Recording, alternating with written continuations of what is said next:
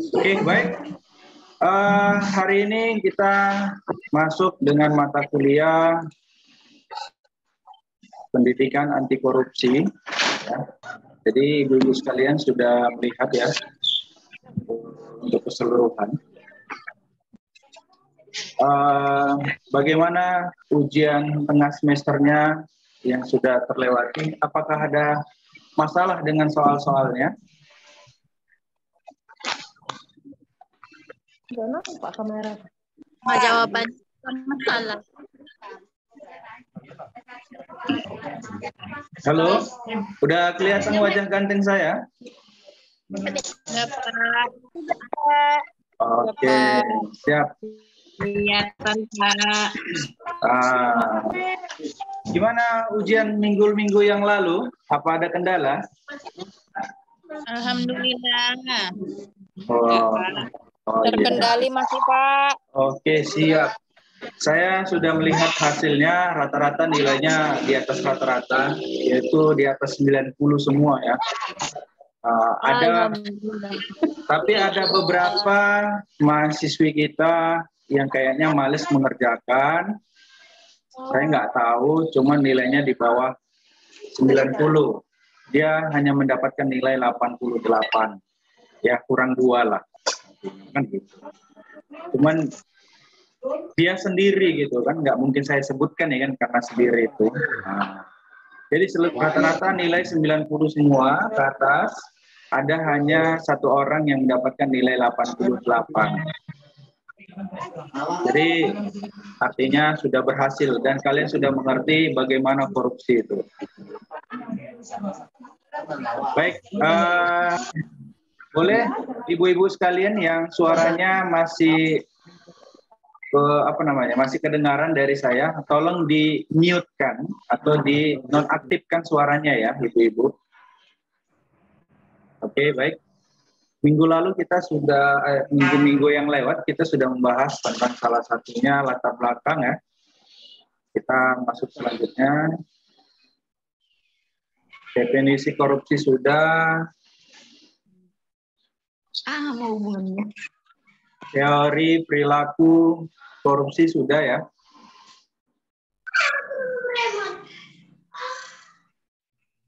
Faktor-faktor sudah dibahas.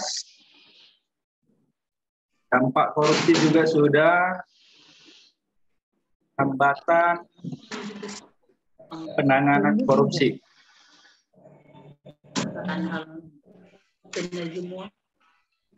Baik, kita masuk ke poin walaupun mungkin sudah dibahas ataupun tidak. Minggu yang lalu saya agak sedikit lupa, tapi lebih baik kita ulangi kembali ya. Ini. Buka itas Bapak itu, buka itu.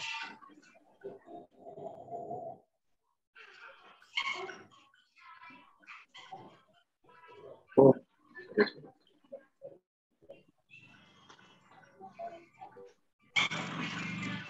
Baik, di sini hambatan penanganan korupsi salah satunya adalah hambatan struktural, hambatan kultural, hambatan instrumental, hambatan manajemen. Jadi saya akan membahas poin-poin utamanya saja, dikarenakan waktu kita tidak terlalu banyak.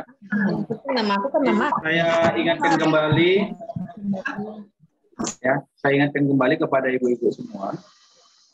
Saya akan masuk lagi setelah Zoom ini mati, ya. Jadi saya akan kirim link lagi ke ibu-ibu sekalian. Jadi silakan masukkan kembali. Baik. Salah satu yang akan menjadi bocoran untuk soal ujian akhir semester matrikulasi, salah satunya ini. Jelaskan hambatan penanganan korupsi, minimal 2. Ya. Jadi saya langsung membagikan soal ujian akhir semester sekaligus materi kita. Ya. Silakan ibu-ibu sendiri membaca. Kalau ada yang kurang jelas, silakan bertanya kepada saya. Ya. Untuk saat ini, mengenai hambatan struktural ini adalah bersumber dari praktik-praktik penyelenggaraan negara dan pemerintahannya. Ya. Kenapa seperti itu? Karena dia struktural. Dikenal di dalam suatu negara hanya struktural, organisasi. Kalau organisasi seperti organisasi kebidanan, organisasi yang lain, itu struktural juga. Tetapi lebih cenderung adalah berfungsi untuk keseluruhan. Ini maksud saya keseluruhan ini adalah dari atas sampai bawah kebagian. Sedangkan struktural yang disebut dipraktik dalam penyelenggaraan negara dan pemerintahan hanya struktur pejabat penting saja yang mungkin merasakan ataupun menikmatinya. Contoh, kita ambil korupsi seperti bansos. Kita pernah melihat, pernah mendengar kasus yang terjadi mengenai bansos tersebut. Salah satunya waktu penanganan COVID. Ada pajak yang harus pembagian jatah ya dari menteri sampai ke bawah. Itu dikutip ada dana kurang lebih 10.000. Kasusnya tentang apa? Ya ada kaitannya tentang COVID. Itu 10.000 per kepala. Berapa juta jiwa di Indonesia ini? Ya kan? Sehingga ada kutipan-kutipan yang menurut saya itu adalah salah satu korupsi kecil, bukan korupsi besar. Untuk zaman sekarang, harga uang 10.000 itu standar. Tidak ada yang, kalau menurut saya itu tidak mahal. 10.000 saja murah. Jujur, saya pernah mempraktikkan salah satunya adalah bagaimana cara mendapatkan uang 10.000 dengan cara mengemis. Ataupun meminta kepada kawan sejawat. Ya. Contoh, coba kalian minta uang sesama teman, pinjam dulu uang 2.000. Tapi judulnya jangan minjam ya, tapi minta dulu uang 2.000. Pasti dikasih kawan. Nggak ada uang 2.000, pasti 5.000 bisa. Sehingga pungutan-pungutan liar itu walaupun kecil, tapi selalu dibiarkan. Sama halnya dengan terjadi yang namanya korupsi. Berawal dari kecil, maka akan besar kemudian. Ya inilah salah satu hambatan struktural. Cukup sedikit saja, dikalikan berapa banyak. Sedangkan hambatan kultural adalah kebiasaan negatif. Ya, itulah yang tadi saya maksudkan kaitan dengan contoh yang saya sebutkan. Pungli kecil, dengan kutipan-kutipan yang harga standar yang menurut kita receh, murah, kita akan memberikan dengan sukarela, tidak ada paksaan. Contoh, kita lihat ada yang namanya kayak pungli parkir, sedangkan di situ ada disebutkan bebas parkir, tetapi masih ada saja yang tukang parkir secara liar mengutipnya, dan kita memberikan saja uang tersebut. Ya, jadi secara kultural kebiasaan negatif kita berkembang. Ya, itu hal yang positif kah? Positif dengan bersedekah, tetapi tidak sesuai dengan aturan yang berlaku. Itulah yang menjadi kebiasaan negatif yang berkembang. Untuk hambatan instrumental bersumber dari kurangnya instrumen pendukung dalam bentuk peraturan perundang-undangan. Jujur di Indonesia ini terlalu banyak peraturan. Saking banyaknya peraturan, nggak akan maju. Mohon maaf saya ralat, bukan nggak akan maju. Susah majunya. Terlalu banyak aturan. Contoh, kita ambil ibu-ibu sekalian. Ada hal yang mudah, tetapi kita mempersulit diri sendiri. Contohnya seperti ini, saya ambil. Ibu-ibu sendiri pernah hukum kan? Ada yang bisa menjawab, ibu-ibu sendiri ada yang pernah hukum nggak? Hukum D3 atau apa gitu? Ada yang pernah? Pernah, Pak, pernah. Ya, ada yang... Hukum. Oke. Saya tanya kepada ibu-ibu sekalian, fungsinya hukum itu apa? Ujian kompetensi, Pak. Iya. Ujian kompetensi bidang. Iya, paham. Maksud saya seperti ini. Apakah kalau kita tidak lulus hukum, apakah kita tidak lulus hukum, maka kita tidak lulus ataupun tidak tidak diakui seorang bidan kah? Padahal kita sudah belajar 4 tahun ataupun 3 tahun kurang lebih di bangku kuliah.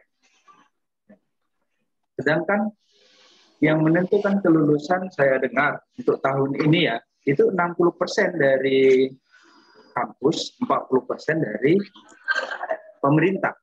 Betul nggak itu Ibu? Betul, Pak. Nah, sekarang seperti itu, betul. Kalau ibu-ibu sendiri tidak lulus hukum, apa sanksinya?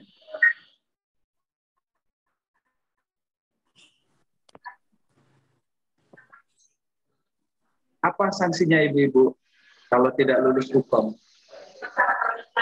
Kalau tahun kami kemarin yang tidak lulus hukum, Pak, tidak boleh ikut wisuda, Pak. Oke. Padahal kalian sudah belajar ataupun membayar kewajiban kalian di bangku kuliah, ya kan?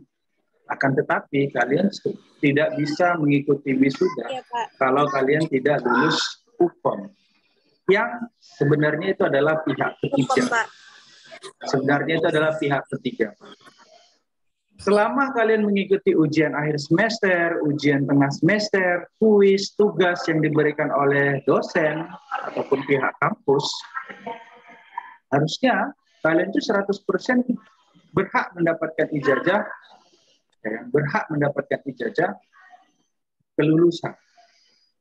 Sehingga tidak ada campur pautnya dari negara. Negara hanya memfasilitasi saja. Nah, disinilah yang kalau menurut saya lah hambatan instrumental ini bersumber dari kurangnya instrumen pendukung dalam bentuk peraturan perundang-undangan. Disinilah yang akan terjadi nampaknya korupsi. Kalau kalian sudah membuatkan instrumen itu berkurang atau instrumen itu tidak ada, disinilah yang akan muncul korupsi. Itu tadi, bagaimana caranya kalian harus bisa lulus hukum. Padahal kalian belajarnya itu di bangku kuliah, tidak ada diberi pendidikan dari negara. Jadi kalau menurut saya adalah itu tidak fair. Saya mendukung bahwasanya hukum itu tidak tidak menjadi syarat mutlak. Kalau tidak lulus hukum malah kasihan sama kawan-kawan yang lain.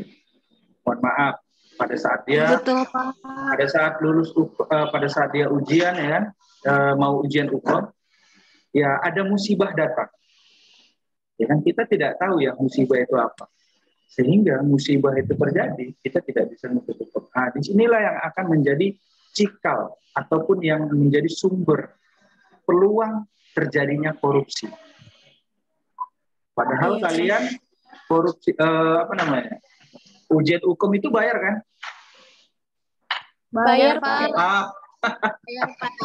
Bayar, Pak. Bayar lagi, Pak. Lulus ikut lagi, Pak. Bayar lagi, Pak. Itulah negara tercinta kita. Cemana lah, kata Pak D pula nggak naik BBM, tiba-tiba naik pula ya. Juga mempersulit. Pak. Mempersulit, Pak. Itulah. Oke, itulah yang menjadi salah satu hambatan instrumental ya. Hambatan manajemen bersumber dari diabaikannya prinsip-prinsip manajemen yang baik. Ini kalau menurut saya ada yang terakhir adalah hambatan manajemen adalah kita ini sebenarnya manajemennya sudah bagus. Akan tetapi banyak oknum yang tidak terbagi menjadi mendapatkan keuntungan di situ.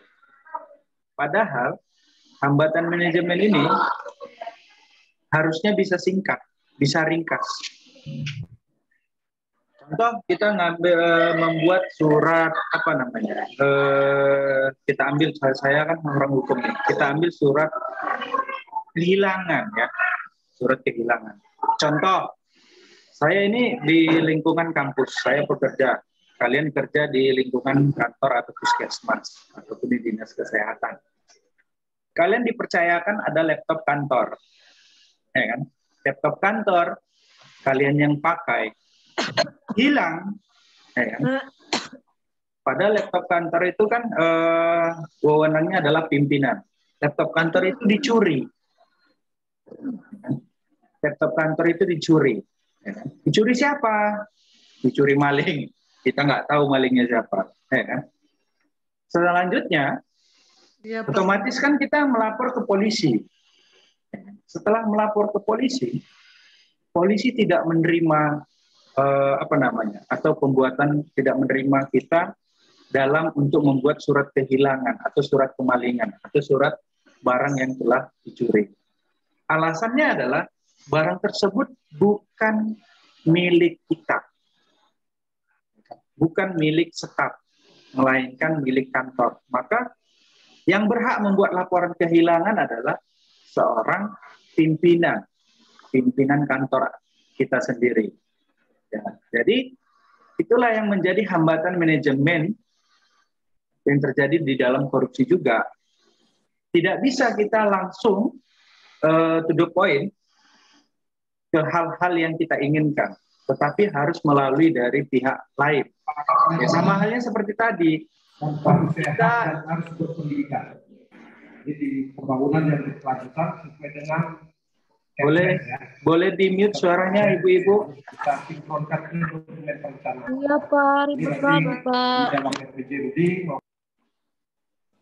Oke ya, jadi seperti itu ibu-ibu, hambatan manajemen. Tidak bisa kita bermain satu lawan satu, istilahnya face to face. Selalu akan membutuhkan orang ketiga. Pihak pertama, pihak kedua tidak akan bisa menyelesaikannya tanpa pihak ketiga. Itulah yang terjadi hambatan manajemen kita sampai dengan sekarang. Ya, saya ingatkan kembali, hambatan manajemen salah satunya adalah tidak bisa diselesaikan antara satu individu dengan individu yang lainnya, atau pihak satu dengan pihak kedua. Akan selalu membutuhkan pihak ketiga. Itulah yang kalau saya bilang kebiasaan buruk.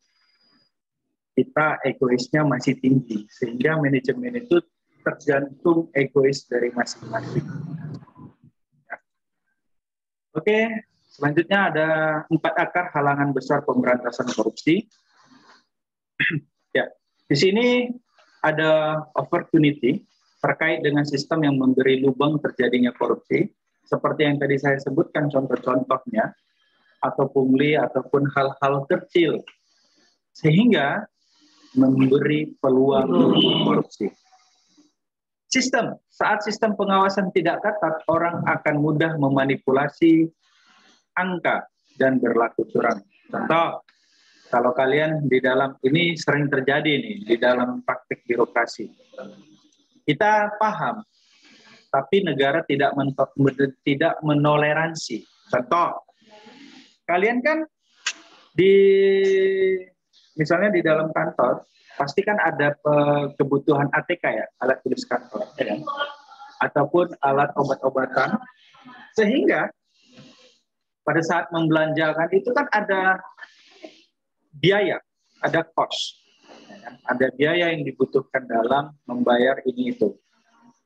Pada saat ini itu terbayar, uang minyak kita pasti dihitung. Adakah yang memperhitungkan uang lelah, uang capek sana kemari? Itu kalau negara tidak menerima itu, karena kenapa? Kalian digaji untuk ataupun kalian dibayar untuk melakukan hal tersebut, sehingga tidak ada yang namanya uang capek, uang ini itu. Padahal kita kan sesama manusia harus saling pengertian.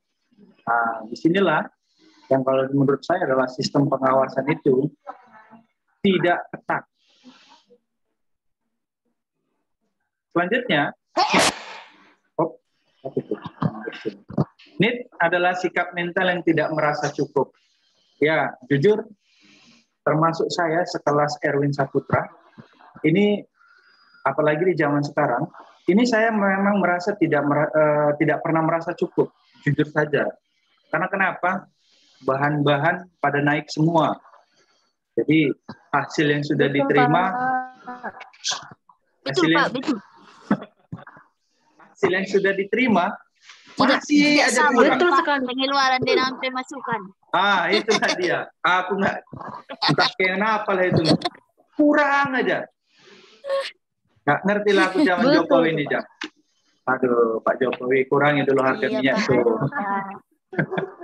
Tapi pilihan mama-mama Betul, itu Pak Pak. Jokowi, tapi Pas itu Pak, pas. Aku diam aja nanti lah, Pak. 3 periode kita ya. Nggak Nah, tambah. jangan Pak. Oh lah, Pak. Cuma Jangan, 2 periode presiden, Pak. Oh iya. Nanti dibuat pula undang-undang baru, Pak. Oh iya. Menangis pula Puan Maharani ya kan. Oke. Tadi dari presiden Ibu itu. Expose berkaitan dengan hukuman pada pelaku korupsi yang rendah.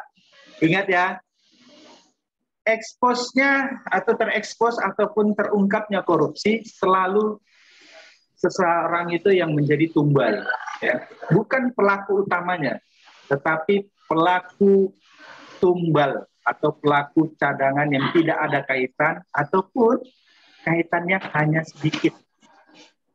Jadi korupsi itu tidak akan pernah terekspos secara luas. Ya, kita ambil contoh dari masa pemerintahan Pak Susilo Bambang Yudhoyono, pembangunan gedung olahraga ya, gedung atlet ya, Hambalang. Itu sampai sekarang kita nggak tahu atau kasusnya seperti apa. Cuma sudah ditetapkan atau sudah diputuskan dari kementerian ataupun kehakiman, sudah diputuskan bahwa pelaku koruptornya, pelaku korupsinya sudah ditangkap. Tetapi bukan itu yang menjadi pelaku utama. Pelaku utamanya masih tidak ketemu. Itu dari sisi pendapat analisis hukumnya. Sedangkan untuk dari analisis publiknya ataupun analisis ke masyarakat, pelaku korupsi Hambalang sudah ditangkap. Jadi selesai kayak itu menurut hukum, di mata hukum apabila pelaku sudah ditangkap selesai. Apabila itu mau dikembangkan bisa saja, tetapi harus ada persetujuan. Karena itu adalah milik pemerintah, maka pemerintahlah yang berhak untuk mengembangkan kasus tersebut. Memberitahunya kepada Pak Polisi, dan Pak Jaksa. Cuman ya paham-paham lah ibu-ibu ya. Baik, di sini ada strategi pemberantasan korupsi. Salah satunya adalah penindakan. Kedua adalah peran serta masyarakat, yang ketiga adalah pencegahan. Jelas, apabila korupsi itu sudah terjadi, silakan ditindak. Terus, apa gunanya peran serta masyarakat? Masyarakat itu, pelaku korupsi itu, dia tinggalnya di dalam masyarakat. Tapi ya itu tadi yang saya bilang, yang saya ungkapkan tadi di awal adalah dampak negatif masyarakat. Contoh, ini di samping rumah saya tahu dia koruptor, saya tahu dia korupsi. Cuman tiap bulan dikasihnya aku 3 juta satu bulan. Ya tutup mulut lah aku. Kok kalian cemas? Bagilah Pak. Kan? Cocok kalian rasakan. Ya tutup mulut lah aku. Aku bilang tak tahu.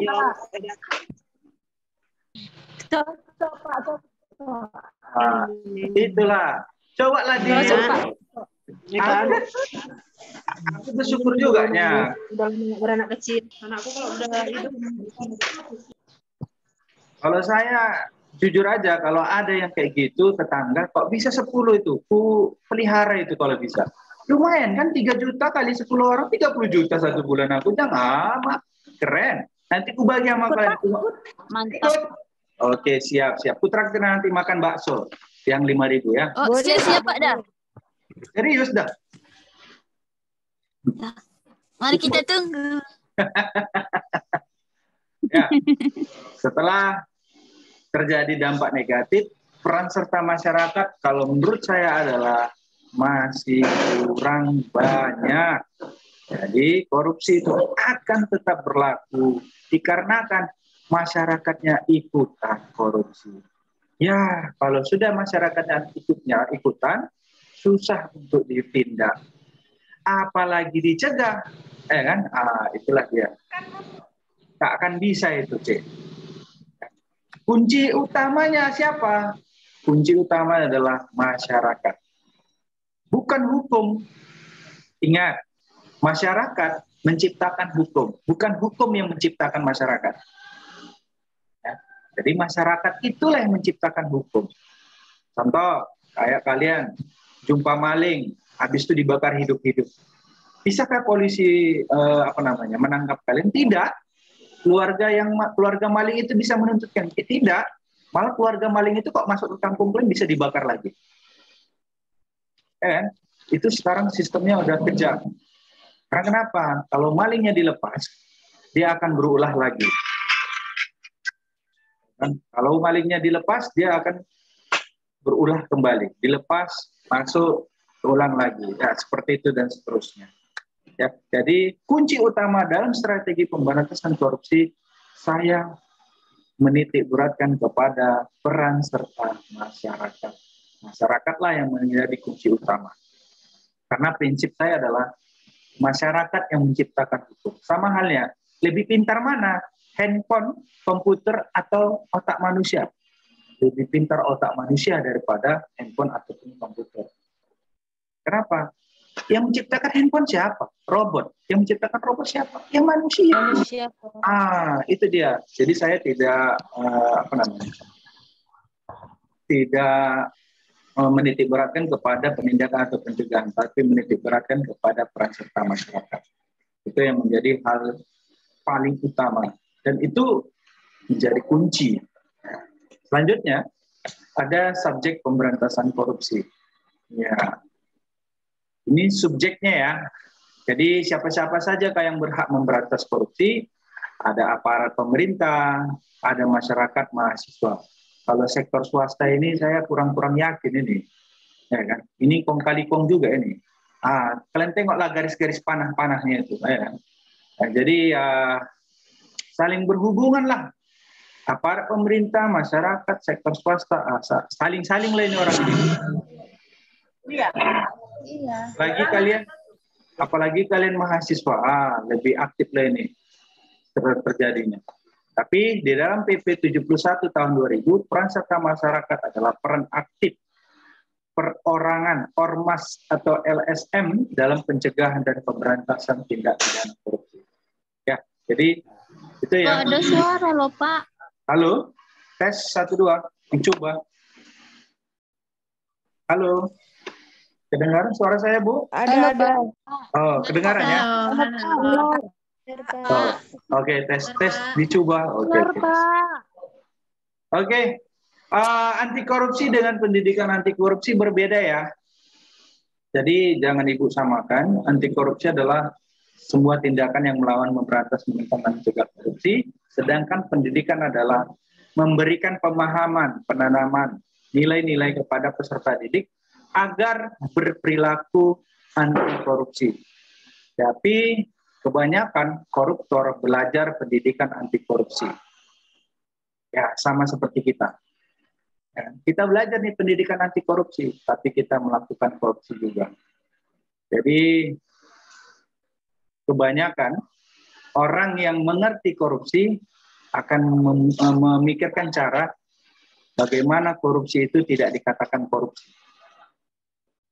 Ya, akan memikirkan cara kita melakukan korupsi, tapi tidak dibilang korupsi. Inilah perlunya belajar pendidikan anti korupsi. Ya kan? Bagaimana caranya? Majang. Segan pula ini aku membilangkannya sama kalian. Caranya satu dan paling sederhana. Caranya adalah rame-rame korupsinya. Pasti nggak ditangkap itu. Tapi Kalau sama rame-rame nanti pembagiannya tidak pas. makanya harus sama rata. Ya. Aduh, susah itu, Pak. Kalau kayak gitu, Susah itu. taruh aku jadi ketuanya, nanti kalau ada hasil korupsinya aku bagi sama rata kita ya. Betul ya Pak, harus terbuka Pak, sidang terbuka dan tertutup Pak. Terbuka lah Pak, berapa persen Pak komisi kita Pak? Bebas, mau berapa persen pun, biar kata kalian taruh aku jadi ketuanya ya, aku bagi nanti. Oke. Tenang Pak, tenang. Oke, lanjut. Desain pendidikan anti korupsi sebagai bagian dari pendidikan karakter ya. Salah satunya adalah agama, Pancasila. Ya. Ini adalah salah satu proses pembudayaan atau pemberdayaan. Ingat, korupsi ini akan selalu diintervensi oleh pihak satuan pendidikan, keluarga, dan terakhir adalah masyarakat. Ya, ibu-ibu, jangan lupa, perangkat pendukungan di sini ada salah satunya adalah perangkat kebijakan, pedoman, sumber daya, lingkungan, kebersamaan, komitmen. Kalau komitmen ini bisa digugah, bisa digoyang, asalkan ada uang. Ya, kalau kebersamaan itulah yang paling susah. Kalau menurut saya, tak ada yang setia sekarang. Banyak selingkuhan. Ya, serong kanan, serong kiri, lirik kanan, lirik kiri, ya kan? Tapi setelah kalian sudah melakukan itu, ingat, jadikanlah itu menjadi pengalaman. Seandainya pun kalian melakukan korupsi, jangan sampai ketangkep. Kalau enggak, kalian dibilang korupsi. Tapi kalau enggak ketangkep, tak korupsi itu doh. Ya. Walaupun melakukan korupsi, tak ditangkap, tak korupsi itu. Itu biasa-biasa aja. Tapi kalau ketangkap, kalian lah korupsi itu doh. Oke? Itulah yang menjadi desain pendidikan anti korupsi sebagai bagian dari pendidikan karakter. Ya, kalau karakter kalian suka korupsi, ya itu salah satunya orang yang tidak merasa puas. Ya, kalau saya sekarang ada peluang untuk korupsi, saya akan melakukan korupsi, jujur aja ya. Karena BBM udah naik, gaji tak naik. Gimana ya, minyak-minyak udah naik, semua menaik. Emosi pun cepat naik. Betul itu Pak. Oke. Ya, pentingnya pendidikan anti korupsi adalah salah satunya adalah peran serta mahasiswa dalam upaya pemberantasan korupsi. Jadi ibu-ibu sekalian, kalianlah tombak utama. Dalam bahasa Inggrisnya agent of change, bahasa Indonesia adalah agen perubahan. Kalianlah yang merubah bagaimana korupsi itu secara baik, tidak baik, atau sempurna, tidak sempurna, ya kan? Berguna. Ya kan? Kalianlah yang mengatur itu semua.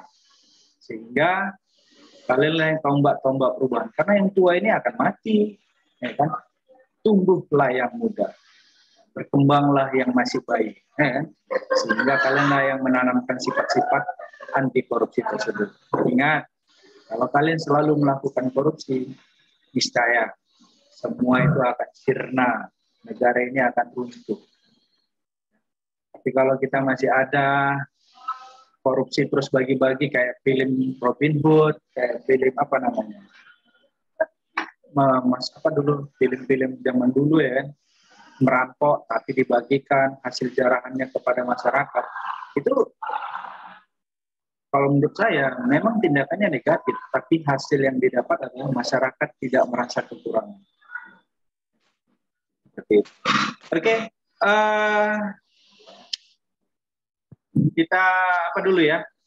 Saya akan ganti link Zoom-nya ya. Akan saya ganti link Zoom-nya. Saya apa terbaru dulu. Ini ntar lagi udah mau mati. Silahkan ibu-ibu masuk lagi. Sehingga akan saya share. Ya. Oke, saya akhiri dulu.